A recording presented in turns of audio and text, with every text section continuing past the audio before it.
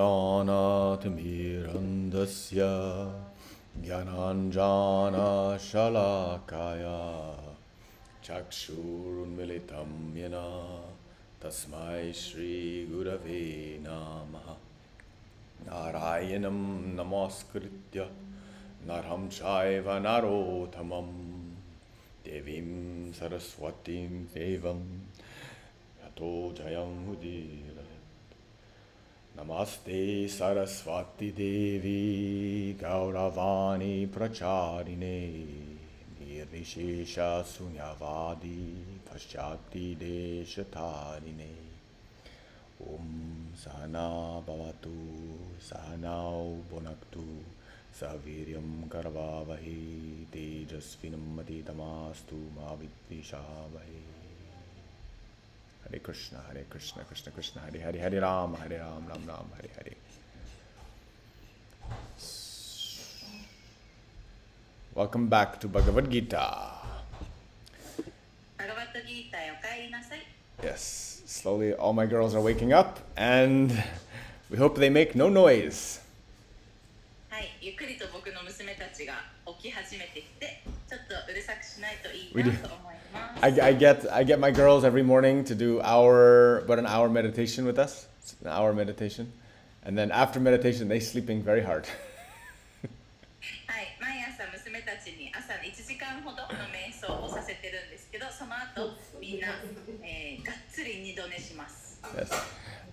It's interesting how the Brahma Muhurta meditation is so deep, and then after when they sleep, it looks so deep, deeper than normal. Probably it's very beneficial for them, I guess. で、ブラフマムフルタの時間帯の瞑想っていうのはすごいね、深いもので、面白いのがその後の彼女たちの二度寝もものすごく深く見えます。その彼女たちにとってそれはなんか有益であるといいなと思ってるんですけど。Yeah, I have a quick question. Like Brahma Muhurta is the timing when you're supposed to be practicing your spiritual practice, right? It's not the timing you're supposed to be waking up. No, well, yeah, that's the best time for meditation and bhajan, all these things. Yeah, Especially meditation. To work on your spiritual practice. Especially meditation, it's the best time. Especially meditation. Yes. So yeah, okay. Yeah, and it's the 48 minutes times 2. So hour and a half before sunrise. Yes. So はい、ブラフマムフルタっていう時間帯は、魂の修行を行うのに適した時間帯、それは起きるべき時間帯じゃなくて、その修行プラクティスを行う時間帯で、瞑想、特に瞑想ですね、バジャンとかも含まれるんですけど、特に瞑想に適していて、それはだいたい約1時間半ですね、日の出の前。So here the sun is rising, like, because in Europe it's a little later, it's rising at like 6:57, something like this. Almost 7. ヨーロッパだと今は、6時57分ぐらい、が日の出になります。So technically that makes our 4 a.m. rise Amrita Muhurta. We're coming very early. Yeah. で、4時に起きるとなると、起きる時間はアムリタムフルタになってますね、ヨーロッパだと。So this is, like usually, for example, a renunciate or a monk, like if you have the time, like for some people, anybody who's listening, you don't need to be a monk. If you just have a lot of time, you should make the most of the earliest possible time for meditation. で、サニアシとか僧侶たちはもちろんなんだけど、に関わらず僧侶とかじゃなくても、もし時間がある人だったら、その一番早い時間帯が、瞑想に適した時間帯っていうね、時間帯を活用するっていうのはおすすめです。Yeah, especially for the students who took initiation, like you can just do meditation hour, 2 hours.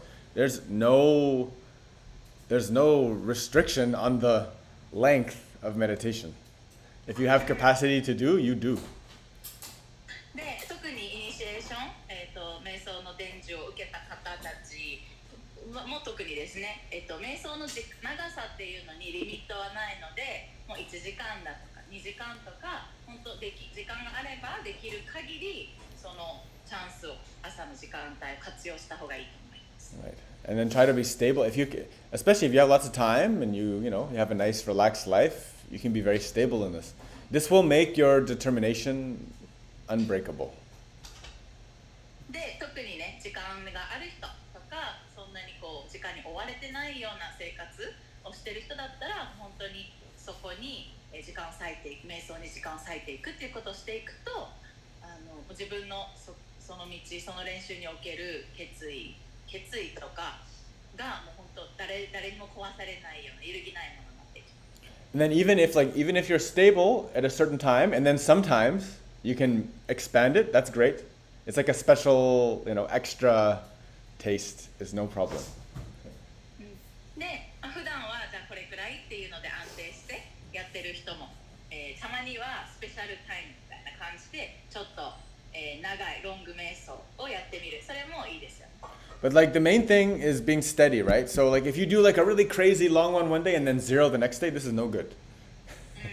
けど一番大事なのは安定してやることなので、例えばこの日はもう超長い瞑想する、その次の日は0、そういうのは良くないやり方です。It's better to do a little bit every day than a lot someday and 0 someday. 毎日ちょっとずつやる方が長い日があって0な日があるっていうよりは全然いいわけです。Always, that's why I usually compare it to brushing teeth or something. It's something that's like a mandatory procedure. It is not a day that comes that doesn't require that you clean, right? で、歯を磨くっていうことと一緒に例えることが多いのもその理由で、やらなくていい日なんてないっていう捉え方ですね。Hariom. Very good. And then also, so it's been very nice here in Europe. Like I said, I've been doing the vinyasa, the old Zuda Yoga vinyasa sequences. Actually, and I was saying to Junko, this is actually the practice that made our school international. It's the most popular version of my asanas, and I always kind of neglect it. でね、ヨーロッパ来て違うスタイルで他のヨガスタジオと一緒に仕事してるんで、いつも違うスタイルで教えるようになってすごい面白いなって思ってるのが、そもそもずっとロータスヨガスクールとかが彼の上のクラスとかがすごい有名になって世界で、有名になっていうか世界でいろんなところで教えてくださいって言われるようになっていった、きっかけがビンヤサ、昔よくやってたビンヤサクラスなんですね。でビンヤサっていうのは止まることなくポーズからポーズへと動いていくような、やり方なんだけど、それをねまたやり始めて、すごいそれが人気だったことを思い出して、なんかそれをまた久しぶりにやってるのもすごい楽しいなって思ってます。In the modern studio yoga environment, Vinyasa class is probably the most popular, the most, because it's exciting, it's energetic, it's dynamic, and people can get all their workout. It's very nice. 現代のヨガスタジオっていう、環境では特にビンヤサのスタイルやり方はすごく人気で、っていうのもみんなちゃんと運動したっていう気にもなるし、エキサイティング、とにかくワクワクして楽しいんですよね。なんで、そうこういうのが人気な傾向にあります。But I was stressing to them yesterday, I gave a satsang, stressing to them that, in yoga we really, especially the modern practitioners of Hatha Yoga, they neglect the yajna aspect, the sacrificial aspect. And so trying to emphasize, you can do the asanas any way you wish, but emphasize the method of sacrifice, of yajna, of offering. And in this way, it actually makes the yoga, and it's not bhoga.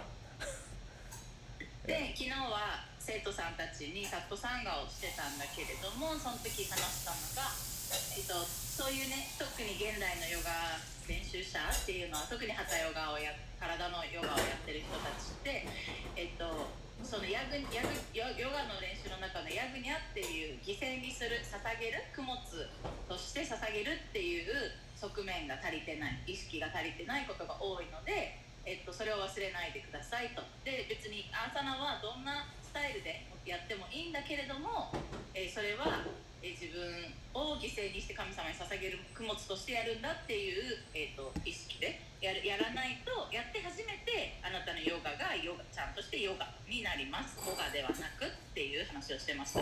So you speak in English, all in English, and they all understand? Yeah, no problem. Yeah, the Italians are very good at learning English. Like a lot of them, especially in this city, they know English very well. No problem. いやミラノではね、100%英語でも生徒さんたち問題なく分かってくれるそうです。But I remembered some teaching. Inspiro braccio sinistra su. I remembered some Italian teaching. Very fun. イタリア語での言う出しもちょっと思い出したりして超楽しいって思ってます。But so did we do in this? So this is chapter 18 of the Gita, and then have we talked about the Hari Om Tat Sat yet? Has that come up yet? I don't think so. Not yet. So in this chapter, which we might get to today, maybe not. Krishna talks a lot about what makes a sacrifice, a proper sacrificial yajna, a proper Vedic sacrifice.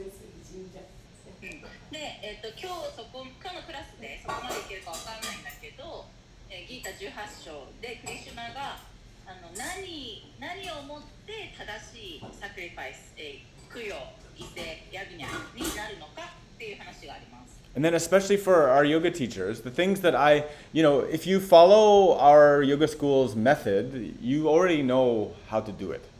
Even if I've explained a lot, but even if you don't know exactly what I mean is if you start with Om chanting, this is the best start. で、僕のスクールの中で学んでいる人たちっていうのは、もうそのギータの18章のそこを読まなくてもすでにご存知だと思うんだけれども、どうやってやるかっていうと、まずオウムチャンティングで始めること、これが一番いい始め方なんですね。Right? So if you just copy what I do it the way that it should be done. Om chanting at the beginning, Hari Om Tat Sat at the end, tapas in the middle, loving attention as much as possible, always meditation.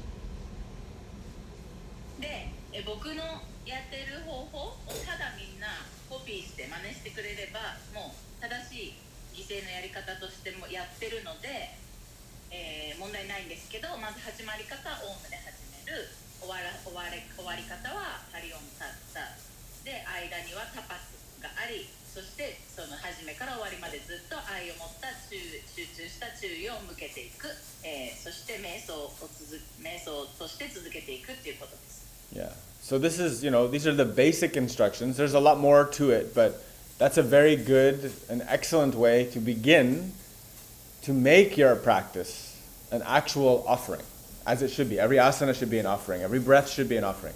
And the intention is always as an offering to Krishna, to the benefit of all beings. Just like we chanting at the end, Om Sarve Bhavantu Sukhinaha Sarve Santu Niramaya Sarve Bhadrani Pashyantu Ma Kashi Dukkha Bhagavate. はい。で、そうやって始めて、練習中もそういう意識で最後終わらせてっていうふうにやることで、そのあなたの練習っていうものそのものがクリシュナへの捧げ物としてそういうふうになっていく。で、その意識っていうのはクリシュナへの捧げ物でもあるし、すべての生きとし生けるものへの、幸福への願いと捧げ物でもあるわけですね。Yes. 最後のチャンティングもそれを願ってますよね。Yeah. All right. So anyway, let's continue. We're still in chapter 18, and it's a long chapter. はい、第18章長いです。So we're at Juhashiten Yongju. はい。Natadasti prativyam va divi deveshu va punaha sattvam prakriti jair muktam yadepi syatripir gunai. Natadasti prativyam va divi deveshu va punaha sattvam prakriti jair muktam yadepi syatripir gunai. There is no being existing either here or among the demigods in the higher planetary systems which is freed from these three material modes of nature. 物質自然から生じる三様式から解放されたものなどここにも高位の惑星系に住む神々の中にも存在しない。 So this is very important すごい重要です。 because especially in the modern age with heavy celebrity and influencer culture, people look at the social media and they think, oh my god, these people are so happy and it's such a perfect life, I wish I had it. このね、SNS 時代においてセレブとかインフルエンサーがいっぱいいる中で、そういうのを見て多くの人が見てこの人たち本当幸せそう、私もそんな完璧な人生だったらいいのにとか思うわけですね。 No, there is nobody alive who is not going through hell. 地獄を通っていない人なんて存在しません。 And even like that's why like in the Vedas they talk about the gods, and the gods are also suffering, going through drama, going through ups and downs, making mistakes.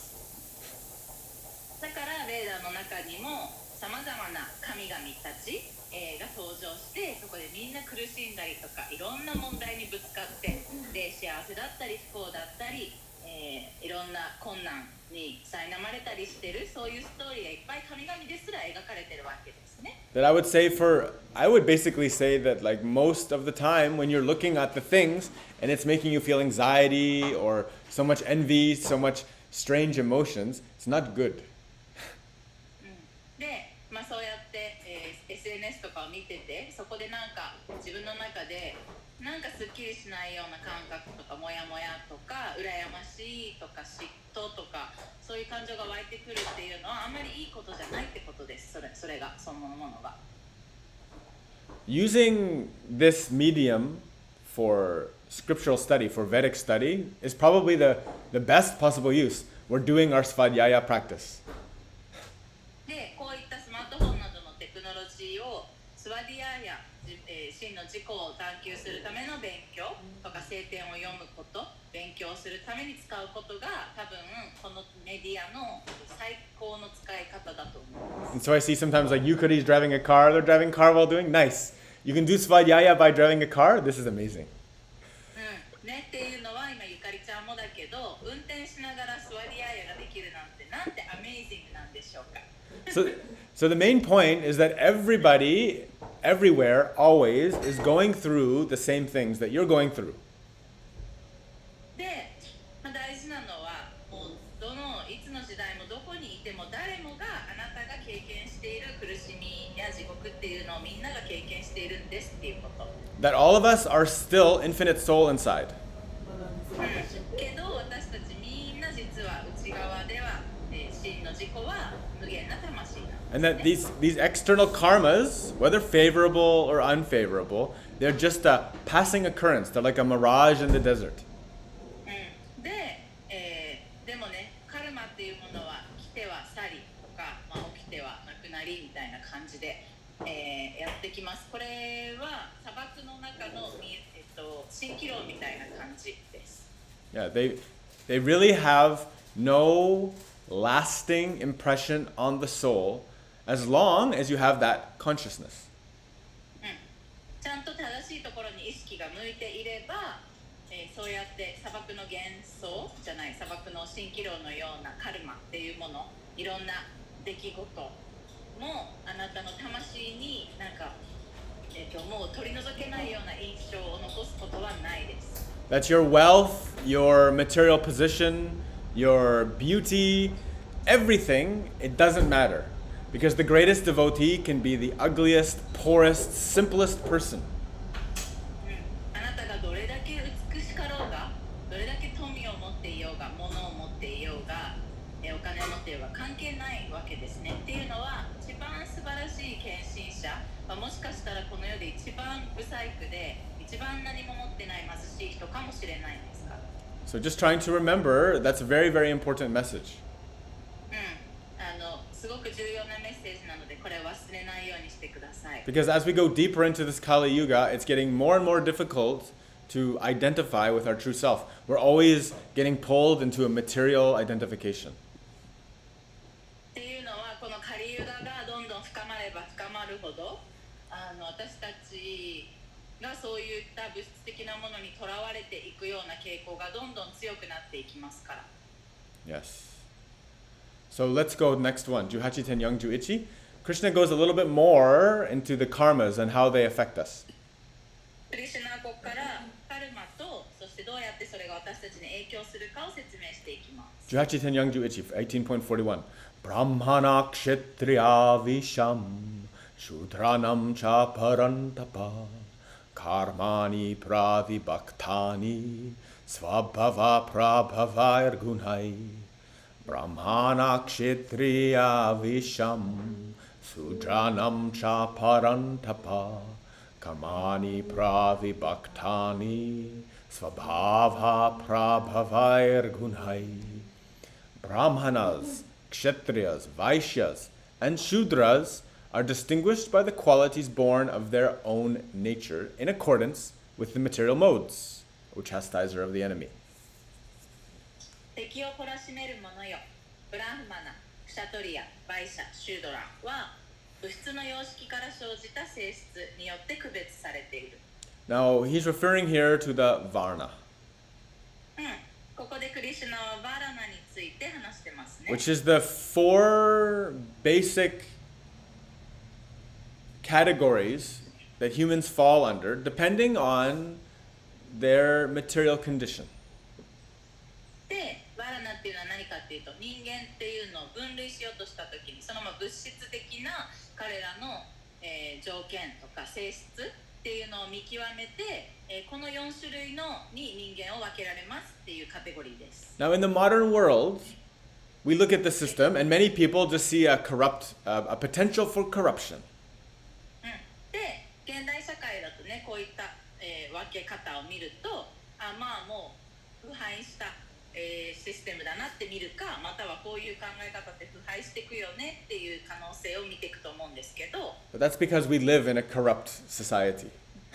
っていうのはもう社会が腐敗しちゃってるんで、そりゃそうなりますよね。Yeah, where everybody is trying to get material advantage over each other. っていうのはもう物質的な側面において誰もが、他の人を横に置いて自分が上に行こうとしていく世の中ですから。 And inevitably, it's impossible for everyone to get a high position. けれども全員が一番上のポジションを取るっていうのは、現実的に不可能ですよね。 Yeah, it's impossible. 不可能なんですよね。 Because the world never will work like that. 世界っていうのはそういうふうにできてませんから。 Now, of course, some political systems have tried to do it like communism, but that inevitably creates a vacuum in which some maniac gets control and causes trouble.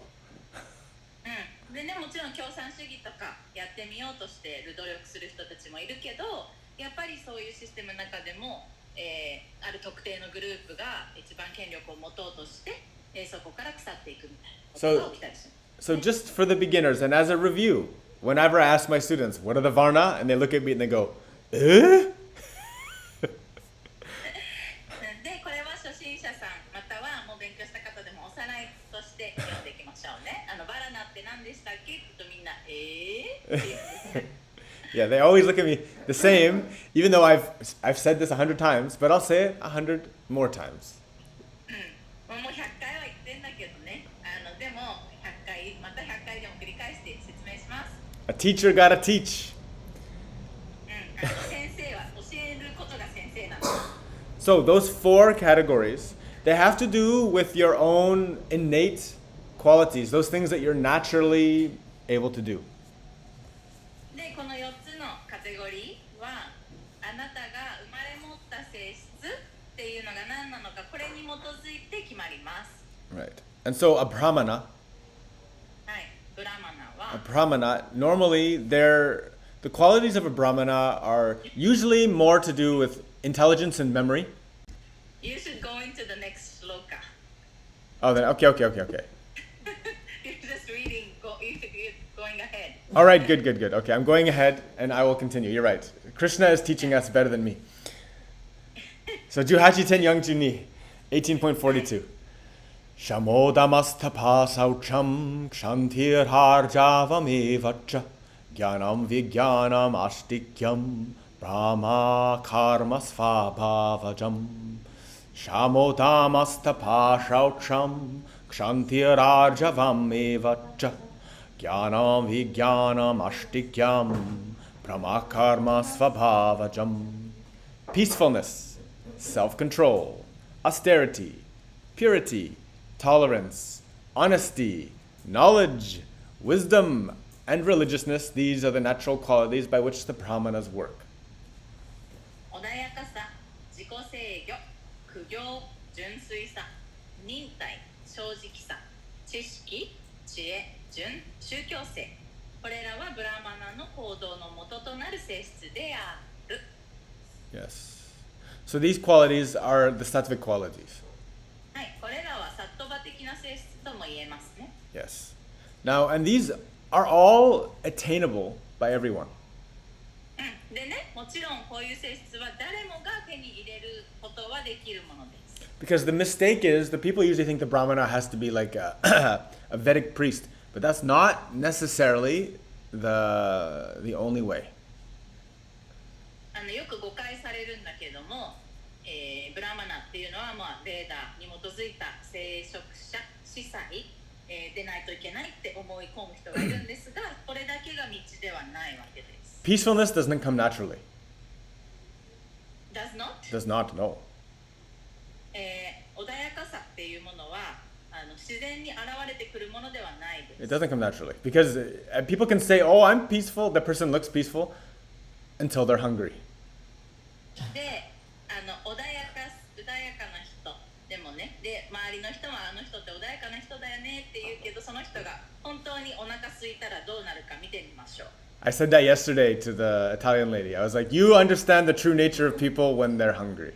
You can see the real baseline of what they are. っていうのは人間っていうものが本当にお腹が空いた時にその人の真の性質が現れるということですね。そういう話を昨日イタリア人の人としてました。Yeah, so this is why it's so important that we do regular fasting practice. だからこそ私たちは定期的に断食を練習することが大事なんですね。Because it's something that has to be worked on. っていうのはそのお腹が空いた時にどう対処するかっていうのは繰り返し練習する、向き合っていくことでもあるからです。Now, I get a little grumpy when I fast. 僕も断食の日は機嫌悪いです。Some people get violent. 暴力的になる人もいます。Right? So like most of the war, like we hear about many violent, crazy wars, these people were most likely very, very hungry. で、すごい暴力的な戦争が世の中で起きてますけど、そういうのはそういう人たちって大抵もしかしたらものすごいお腹が空いてるのかもしれない。The crazy armies, they were looking for food. もうはちゃめちゃな軍隊とかも食べ物を求めてるのかもしれない。So, peacefulness is a quality that, this is why we do meditation, one reason why we do meditation. なので、その穏やかさっていうのは私たち培っていくものであって、もともと持ってるものじゃないっていうことと、断食とそして瞑想も穏やかさのために練習するものですね。You know, some people, they never, ever get to the position where they're hungry, properly hungry. They might say, oh, I'm starving, but they're not starving. They just ate like 3-4 hours ago. で、人によってはね、もう生涯そんな飢餓状態に陥ることなんてない人もいっぱいいると思います。で、もう超お腹空いたとか言ってるかもしれないけど、3-4時間前に食べてますよね。なんで、真のお腹空いたではないんです、それは。Wait a day, wait 2 day, wait 3 day, wait 4 day without food. Let's see how you are there. で、じゃあ1日、2日、3日、4日くらいまで食べ物なしで過ごしてみましょう。そしたら、あなたがどういう状態になるか見てみましょうね。So self-control, 自己制御。this is why we do sadhana, why we have our discipline. だからサーダナを行うわけです。規律を持つ練習をするわけですね。Yeah, which is so important for conditioning the body and the mind. 体と心を、整えていくためにすごい必要なものです。Yeah. And it's pointing us towards peacefulness, of course. でもちろんそれをやることで穏やかさにつながっていってもします。Yeah. We also become very secure in ourselves.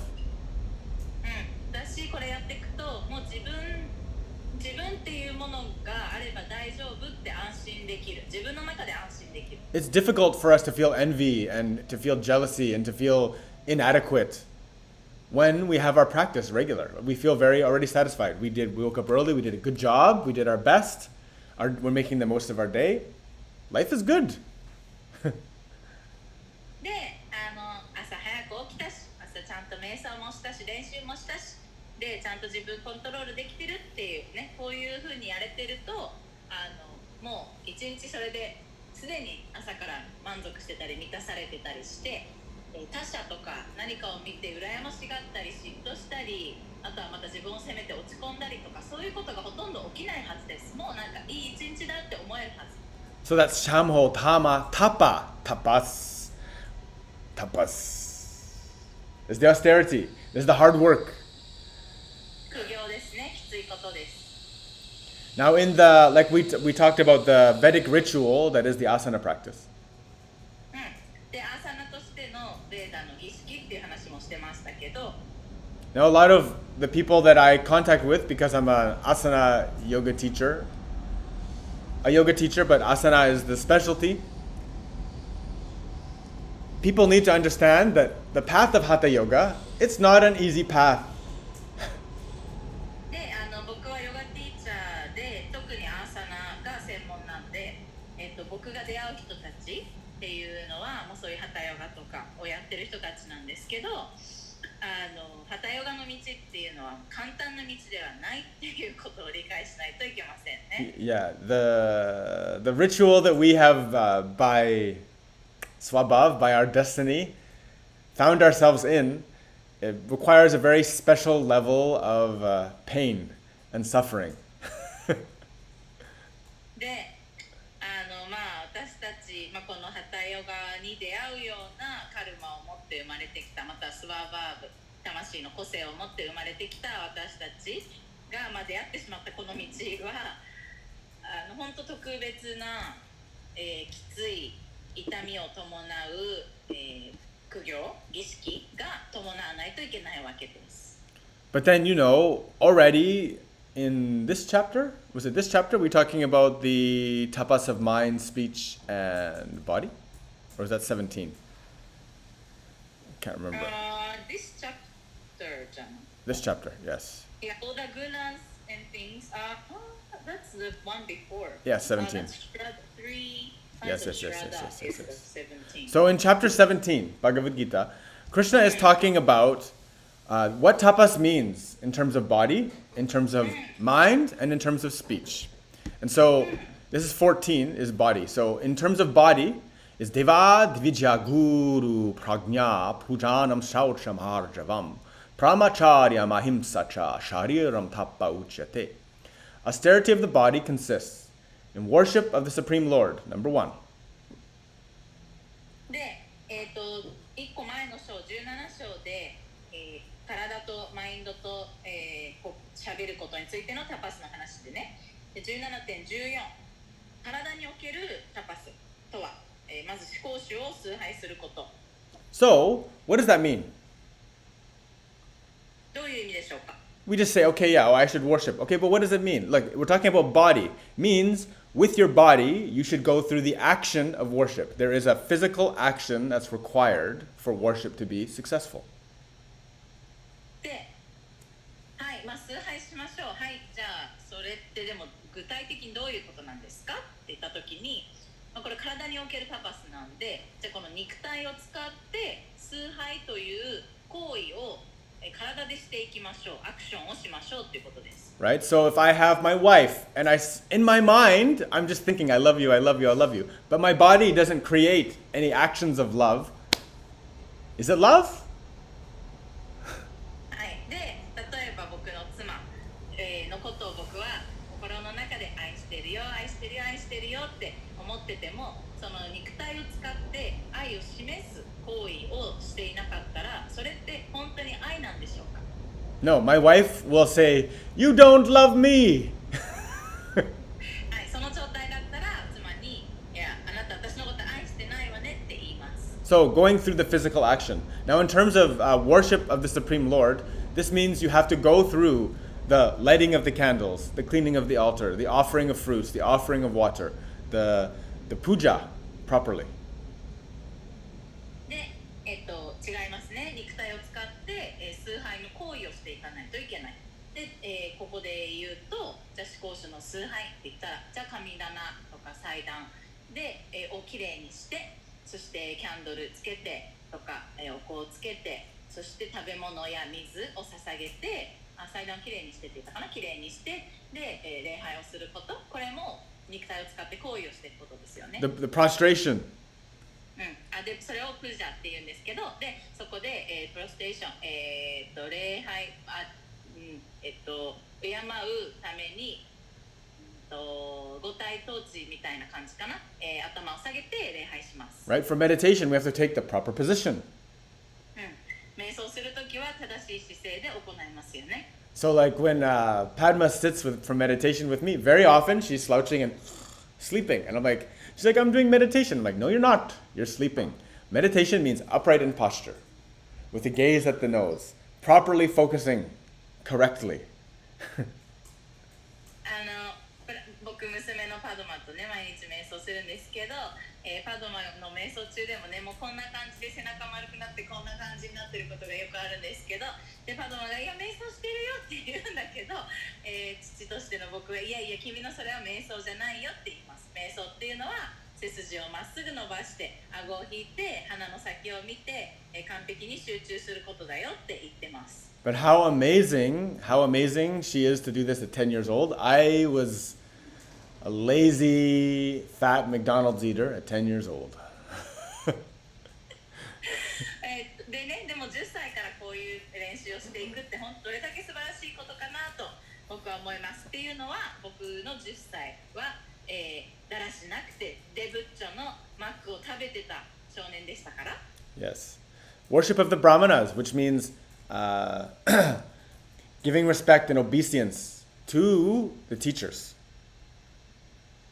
でブラマナを崇拝すること、そして精神の死を崇拝すること、これは、聖者たちや先生たちを崇拝していくことですね。そこに敬意を払っていくことです。Who teach through example. っていうのは、お手本を見せて教えてくれる人たちのことです。To the spiritual master, to the guru. はい、精神の死、グルですね。And then giving respect properly to the mother and father. そして父や母のような目上のものをちゃんと敬うこと。Now, okay, some people have a lot of problems with their mothers and fathers. はい、親との関係性問題がある人も多いと思います。Giving respect to them doesn't mean you have to listen to everything they say. 彼らを敬うっていうことイコール彼らの言ってることをすべて従わないといけないわけじゃないですよ。Right? Because like, okay, you have to give a basic level of respect because they are the ones that brought you up. もちろんある程度の敬意は払わないといけません。っていうのは彼らがあなたを育て上げてくれたわけですから。But if they're not devotees, you don't need to follow their instruction. でもね、彼らがもし献身者でなければ、彼らの指示を 100% 従わないといけないわけはない。従わないといけないわけではない。Do your daughterly or sonly duties. Help them, assist them, do all the things that are required of you. It's very important. で、息子として娘としてやるべき義務はやっていってください。彼らにとって必要なアシスト、手助けはしてあげてください。Right? This is important. これは重要です。Yeah, and you know, actually, all over the world, but I see it in Japan a lot. Many people, young people, they're in the city playing around and they're neglecting their old parents who are sitting in a house by themselves, lonely and suffering.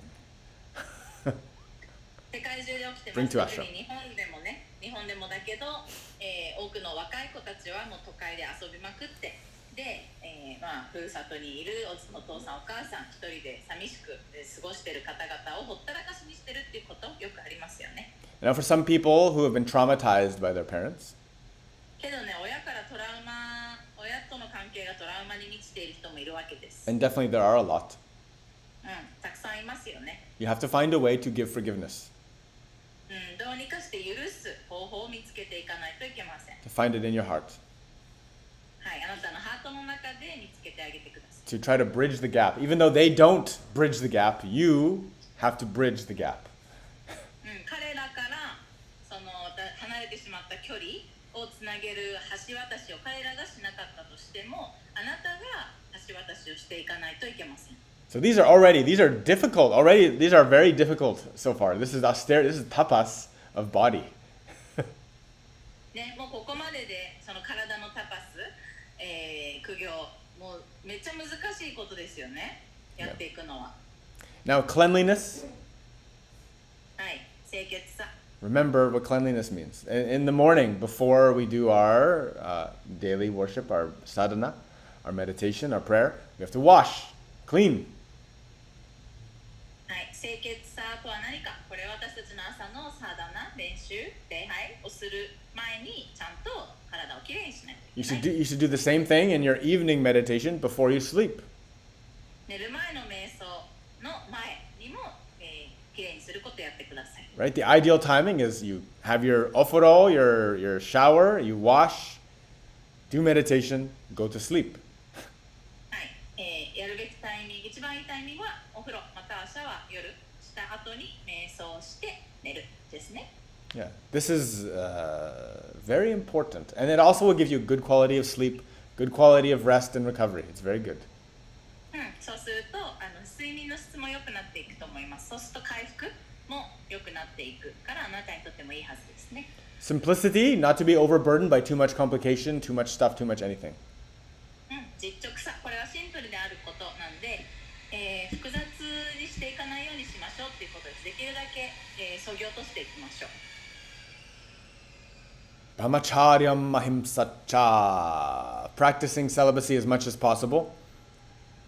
禁欲をできるだけ行うこと。Yeah, keeping everything in the lines of goodness. はい、良き状態っていうのから外れないようにしていくことですね。And non-violence, ahimsa. そしてアヒムサです。So those are the austerities of the body. これがね、肉体における苦行タパスですね。So that's part of what a brahmana needs. That's part of the self-control of the body, right? この体において自分を制御していくっていうのはどういうことか。そしてブラマナという性質、を持った人たちが、が持っている性質でもありますね。This is the tapas. はい、今言ったことがタパスなわけです。Means it's not easy.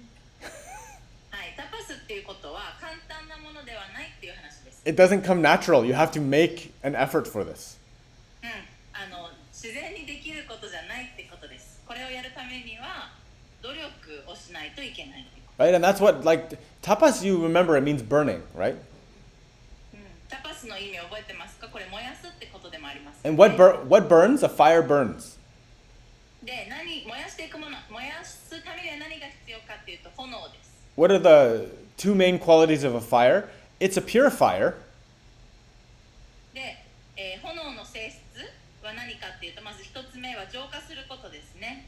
Of course, it gives light, all these things. 光も与えますし。Warmth, all these things. あったかさも与えます。But also, it needs to be sustained. 同時に、薪をくべられてないといけないっていう燃料を足していかないといけない。Right? If you light a fire and you leave it there and you don't do anything with it, it goes out very soon. 火をつけて、でもそこに燃料を足していかないと、そのうちそれつきますよね。Right? It needs to be sustained. So that's why the tapas is the same way. It needs to be sustained daily. で、なのでタパスっていうのも同じで、毎日そこに薪をくべていく必要があります。Right? That's one of the main features because, like, sustaining anything in life requires some attention, requires some energy, some effort. 人生において何を続けていくにも、そこに労力、エネルギー、努力を注いでいく必要がありますよね。So, and then self-control, it's not like I control myself today and then I'm done. No, it's every day because the urge to do something else, it never stops. で、自己制御、自分をコントロールすることも同じで、今日コントロールしました。なので終了。明日は好きなことしていいですっていうわけじゃないわけです。っていうのは、その好き放題したいっていう欲望は永遠にやむことはありませんから、それをコントロールするのは毎日続けないといけない。Or rather, it will stop one day when you become free from all samskara, all karma, right? When you start to become a proper devotee. That's when devotional service begins, when karma ends. けれども、いずれあなたのカルマが全部焼却されたとき、すべてのサムスカーラが焼却されたとき、そういう他のことをしたいっていう欲望はもうなくなります。で、そこから初めて、真の献身奉仕が始まるんですね。And ultimately, that is the state that the yogi is moving towards with faith and devotion. Is the jivan mukti, is to be to be free while alive, to do the works beyond karma, for the upliftment of the people, and for the dedication and devotion to the Supreme. で、ヨギっていうのが目指しているところもそこです。人生のうちで生きていながら全部のサムスカーラカルマっていうのがもう燃え尽きて、もう生きていながらも魂がこの物質世界やカルマ山やから解放されてジーバンムクティもう目者を得た状態として生きていくこと、そこから本当に真の純粋なる献身奉仕として全ての存在をより高次な状態へと導く、行いができるわけですね。Now, very good. So, because Krishna mentioned tapas, let's go through once again to review the tapas of speech.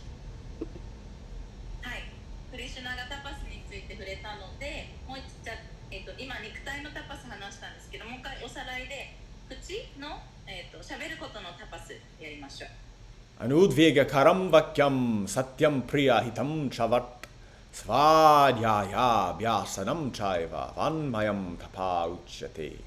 Austerity of speech consists in speaking words that are truthful, pleasing, beneficial, and not agitating to others, and also in regularly reciting Vedic literature. はい、これ今17.15にちょっと一瞬戻ってます。言葉に関する貧言さ、タパス苦行とは、誠実で心地よく有益なことを話し、他人を乱す言葉を使わないこと、そしてきちんとベーダ文献を朗唱することである。So again, we always talk about those gates, making sure the words are truthful, pleasing, beneficial, not agitating. Try our best. はい、なので、喋る言葉が口から出る前にその3つの門をちゃんとクリアしているかっていうのをチェックしましょう。それは誠実であり、心地いいかで人にとって有益かどうかっていう3つの門です。And then svadhyaya, self-study by definition. で、スワディアーヤ、次はね、自己を学ぶことです。Which always refers to study of the Vedas, of the revealed scriptures, of the teachings from the master, and also to study yourself, to understand your true nature. で、自己の勉強って何かっていうと、大きく分けて2種類あって、一つは聖典、ベーダとか、そうね、聖典だったり、聖者たちからマスターした人たちからの教えを学んでいくことです。で、それを通して、真の自分を知っていくことがセルフスタイルですね。Very good. And that's what we're doing right now. 今やっていることもそれです。Yes. And the last one is austerity of the mind. 最後が心に、マインドにおける苦行。Mana prashata samyatvam maunamatma vinigraha bhava samshudiritya tapo manasham uchyate. So satisfaction, simplicity, gravity, self-control, again, purification of one's existence are the austerities of the mind. はい、17.16 です。そして満足すること、実直であること、真剣である、自己制御すること、自分の在り方を清めること。これは心に関する貧困さである。So the best way to do this is not to be attached to the senses' contact with the objects. で、これをどうやってやればいいかって一番いい方法は、この五感とその五感の対象物が触れ合うことに執着しないこと。Now this is why in our yoga practice I'm always chanting the Sarve bhavantu sukhinaha sarve santu niramaya sarve bhadrani pashyantu ma kashidu kabhagavate. Dedicating our practice to the benefit of all beings, wishing all beings happiness, health, and loving kindness. はい、僕のヨガプラクティスの時は毎回これをチャンティングしてますね。すべての生きとし生ける、すべてのものに私たちの練習を捧げます。そしてすべてのものが健康で幸福であり、愛と優しさに満ち溢れますように。Yeah, because we're always thinking about the others, the benefiting of the others, everybody. っていうのは常に他者のことを考えること、他者すべての存在を、持ち上げていくことを考える。In this way, when you're training the mind like this, you become less self-involved, less selfish. で、マインドをこういうふうにトレーニングしていくことで、自己中心的な考え方が少しずつ減っていくわけですね。And then gravity means having weight, having dedication towards that one goal.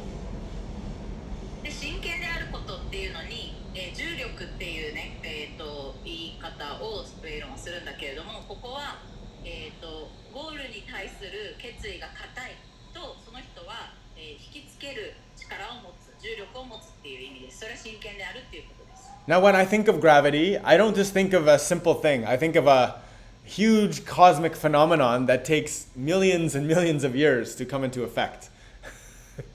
で、重力っていう言葉を聞いたとき、僕が考えるのはすごいシンプルにリンゴが木から落ちるっていう話じゃなくって、もう全宇宙が今この、あり方に なるまでに、そこにあった重力の引力みたいなもの、もう宇宙全体がこう重力に引っ張られてきて、今のすべての星とか惑星の位置があるみたいな、そういう規模で僕は想像します。It's like faith. それは信仰と同じですよね。If your faith is shaky, it's not faith. 信仰がよく揺さぶられるような信仰であったら、それは信じているとは言えませんね。That's just belief. 信じている状態じゃなくて、そうであるって私は思いたいみたいな感じです。Because, for example, like scientists, they have a new finding. They believe something different year by year. 科学者もそうですけど、今年はこういう、結論が出てるけど、また新しい検証結果が出たら、そういうふうに信じられてたことは塗り替えられるわけですよね。No problem, but Earth might be flat. Earth might be flat, yeah, whatever, like this. But faith is something that it's unshakable. To really understand faith, it's not something that can be changed. It's my faith in the Supreme is permanent. 信仰とは何かっていうと、そうやって毎年変わっていくようなものではなくって、もう絶対に変わらないものが信仰です。それは例えば自分が思考主を信じているっていうその気持ちはもう絶対に変わることがない。Yes. And then, of course, purity. はい、純粋さ。Purity. So, purification. The act of purity. The act of purification, also that clean and wholesome state. 自分の在り方を清めるってね、聖典には書いてあるけれども、清めていく行動を取ることで、そして清められた状態っていうのはもうポールさん自分が全体的にもう全てが浄化されている状態ですね。恥ずかしくない状態ですね、清らかっていう。Now, of course, due to karmas, due to, like Junko wants to say, vasanas, all of these things, the purity is continuously under siege, always challenged. Now you want to say it too. Just for you. でもね、もちろんカルマっていうものの働きは私たちは絶対避けられないし、バーサナとかっていうね、言葉もあるように、こういったサンスカーラとかカルマ、そういうものはもう常に私たちに働きかけてくるものなんで、その純粋であるとか清らかであるっていうのはそれ浄化の行為を毎日していない限りその埃は溜まっていくわけですよね。もちろん一回きれいにしたら終わりっていうことじゃないんです。 This is why the Brahmana also must have knowledge and wisdom. だからブラマナたちは知識と英知を持っているわけです。 Because in that sense, there is an enemy. っていうのはそういう知識の観点から見ると、私たちには敵がいるっていうことだから。 And the only way to defend yourself against an enemy is with skillful action, knowledge and wisdom to understand how to always stay 1, 2, 3, or 100 steps ahead. で、その知識を持つってどういうことかっていうと、というか敵を私たちの、内側の敵って捉えたらいいですよね。自分たちの中にいる敵を、と戦う一番いい方法っていうのは、正しい知識と英知を持つことで、知識と英知っていうものを持てば、もう熟練した技術のあるアクション行動が取れる。そうすると自分たちの内側の敵の1歩2歩3歩前に行けるわけです。 So in Japan, you guys have a typhoon coming. Everybody prepares for the typhoon. 日本だとね、台風よく来るんでみんな台風準備のやり方知ってますよね。 But how many people are daily prepared for the ego to rise and attack? けどどれだけの人が毎日自分の中から上がってくるエゴと戦う準備ができているんでしょうか。 Because it is an incessant and persistent enemy that continuously stalks you and understands you very well. でっていうのはエゴっていうのはもうあなたのことを隅から隅まで熟知しきっている敵です。で、あなたのことを熟知してるからこそどうやってあなたを騙したらいいかも分かってるんですよね。 Right. And so that's why the last quality of the Brahmana is religiousness, which implies a steady, consistent, and steadfast discipline, which is all based on devotion. だからブラマナの、最後の性質18章に戻ります。でそうするとブラマナの性質最後が宗教性だったよね。で宗教性でこれが、つまり宗教性とは何かっていうと、その献身神への献身っていうことにおいてもう揺るぎない、決意と、そこに注いでいく努力ができる、それを持っているっていうことです。 You can say shukyosei, you can also say shinposei or shinkyosei. 宗教性っていう言葉使われてるけど、日本語だといろんな訳し方がありますね。信仰とか信教とか、信仰の方があれかな、ニュアンス的に近いかな。 Can you say Can you say shinkyosei and shinposei? Yeah, I never heard of it, but I guess it makes sense. It would make sense if they can say 宗教性。Yeah. Shukyosei, shinposei, shinkyosei. Boom. どれでもいいと思いますけど、しっくりくる考え方を取り入れてください。Hi. Very good. So these are the natural qualities of a Brahmana. Now, some people, they do come, all of these qualities intact from a young age. 人によってはね、もう若い頃からこの性質全部持って生まれたみたいな人います。Yeah. That's why this group is called like the twice born people. They've already been born a few times as devotee. そういう人たちはもう twice born って英語で言うんですけど、もう二度生まれてきてるみたいな言い方、表現で、っていうのはもう献身者としての人生をすでに過去にやってきている、からもう献身者として生まれてきている人たちです。Yeah, like I was just listening earlier to this devotee, and he said he was born in really high devotees parents, and from young age he was like only interested in listening to Prabhupada's class, and only interested in chanting and bhajan and studying the Vedas. And parents encouraged him to go to school, but he's like, he tried, but he's like, I don't think this has any use for me. I'm not interested. Like I want to just be in the temple worshiping and serving. There are people like this. I've met many people like this in India. You can see them. They are there. はい、こういう人たちがいます。例えばウェイロンもね、インドで、多く出会ってきた人たちなんだけど、もう親がものすごい敬虔な献身者でその家庭に生まれて、もうちっちゃい頃からチャンティングとかバジャンをすることがもう大好きで、もう先生とかマスターのお話を聞いてるのが一番楽しみで、一応学校とかにもね、行かされるんだけど、もう学校の勉強に全然興味がなくって、とにかくテンプルとかアシュラムで勉強してたい、またはチャンティングしてたい、または瞑想してたい、または奉仕してたいっていう子供たちがいるわけですね、いっぱいインドには。But for most of us, it's very difficult. We have to try to get a taste and an attraction for these practices. It's hard. で、そうじゃない私たちっていうのは、こういう練習に、心惹かれるために努力しないといけないんですよね。And this is why I'm always liking to chant the purification mantra. Om pavitraha pavitro va sarva vastangatopi va yahasmarit punhadrikaksham shahabaya habhyantaraha suchihi.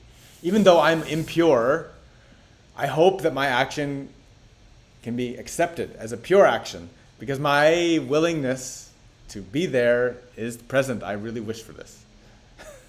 で、だから僕はいつも浄化のマントラを唱えたいんだけど、っていうのはね、僕自身は不純ですけど、けれども、どうか自分のここで捧げるものが純粋なものとしてあなたに受け取られますようにっていうのは、僕は不純だけれどもここで、あなたのためにやろうとしていることは純粋な気持ちで行っていますっていう、そういう意味です。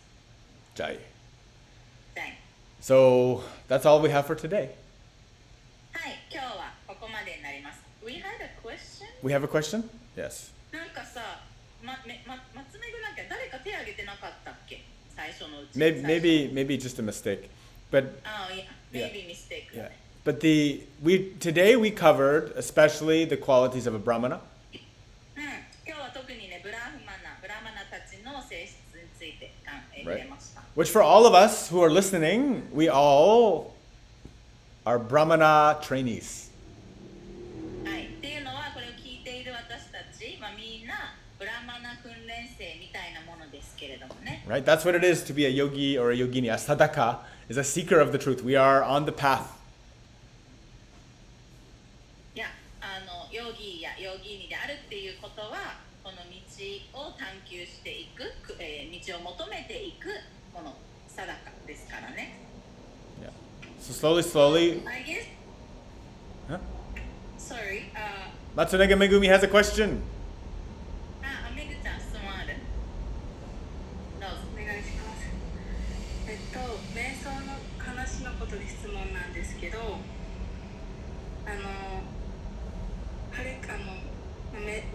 瞑想チャンティングでこう普段私たちは内側でこう唱える。なんかハレークリシュナ教会の人たちは声に出してすごい唱えてて、でイスコンの人たちはでその声に出すことでそのプラドパードも言ってたんですけど、声に出すことでその邪悪の質をもっと取り除くことができるって言ってて、でその朝の瞑想の時になんか TTC とかでは全然声に出してないと思うんですけど、もしかしたらちっちゃく言ってるかもしれないけど、その違いっていうのかな、なんかあんまり大きな声でウェイドンがチャンティングしないのはどうしてかなって思いました。はい、ありがとうございます。ありがとう。So about chanting mantra during meditation. In ISKCON, people chant with their voice, like audible. And also Prabhupada says that if you use the audible voice for chanting, that will increase the power of removing the demonic nature. So first of all, I already answered this question for her. I already told her that you can do audible and silent, both. Yes. でまずめぐちゃんにはもう伝えたと思うんだけれども、聞こえる音の大きさでチャンティングもしてもいいし、サイレント、聞こえない音の大きさでチャンティングしてもいいです。どちらでもいいですっていうことは伝えました。Yeah. And then also, there's more than one way to do. The whole world is not ISKCON. で、やり方っていうのはいくつか、一つではないっていうのは、世界全体がイスコンのやり方をに従ってるわけではないっていうこと。That's why I suggest everybody go to India, because in Japan, maybe that's all there is. But in India, there's million varieties. で、インドに皆さんぜひ行ってほしいです。っていうのは、インドに行くと本当にもう何億通りもの、バラエティ、多様性があるっていうことに気づくからですね。Yeah. So I told you before, you do audible when your mind is unstable, you do silent when your mind is stable. で、前に伝えたと思うんだけれども、音が聞こえるようにチャンティングするのは、自分のマインドが安定していないとき。Yeah, I believe I usually say マ that. インドが落ち着いているときは聞こえないようにチャンティングするっていうやり方もあります。Yeah, I believe I already said this. But the 言ったと思うんだけど、ちょっと言ったかなと思いますって感じ。yeah. So that's the difference. Because Meg's question was, what are the difference? There are so many differences. No, like the audible chanting and then silent chanting. What's the difference of the effect? The difference of the effect is just as I said, is that when you're very disturbed, loud is good. When you have settled and you're peaceful, silence is best. Okay. はい。で、声出す出さないの効果の違いは、マインドがすごく乱れているときは声を出すことがすごく効果的です。で、マインドが乱れていない、すごく落ち着いているとき、声を出さないでやることも素晴らしいです。Yeah. So then it changes, right? で、自分のマインドの状態は常に変わっていますよね。The mind goes through all sorts of various states and statuses. マインドは本当にいろんな状態に移り変わってますよね、いつも。Yeah. And so using the mantra in such a way can help you, depending on the state. なので、そのマインドの状態に合わせて、マントラの唱え方も変えて対応していくとすごく助けになりますよね。Yes. Hari Om. So when you're in turbulence in the airplane, your chanting is a little bit louder. Yeah. I never chant too loud. Yeah. It would be surprising if you start chanting so loud in the plane. No, but actually, like, Krishna. He's very scared. yeah, You can find other devotees. yeah, I do get. It's interesting how all of the things in the world, the turbulent plane disturbs me more than anything else. More than the rock climbing. Oh, that's also very disturbing too. In both cases, I'm high off the ground. ウェイロンの特徴として、世界中さまざまなことが起こりますが、飛行機の乱気流とロッククライミング、この2つが僕のマインドをものすごく乱してきます。I think when I was a bird, I had very bad experience. 多分僕が鳥だった時にすごい最悪な経験があったんだろうなと思います。I brought it all the way here. で、今世までそれが続いちゃってますね。Yeah, I guess like a turtle. Yeah. So like this, we have to. This is where you have to know and pay attention to what's going on in your quality of meditation. そうやって自分の瞑想のクオリティに注意を払っていくこと大事ですね。Yes. Hari Om. ハリオン。 Hari Om. Very good. So good. Any other question? I saw somebody's hand go up, but I don't think we have any. でも、it got put down. Got put down. Great. Thank you, everybody. We love you so much. みんなありがとう。愛してます。Vanchakalpatarubhyacha kripasantuge vacha patittanam pavanebhyo vaishnavibhyo namo namah. Hare Krishna, Hare Krishna, Krishna Krishna, Hare Hare, Hare Ram, Ram Ram, Hare Hare. Thank you. We love you always. Well, Yeah.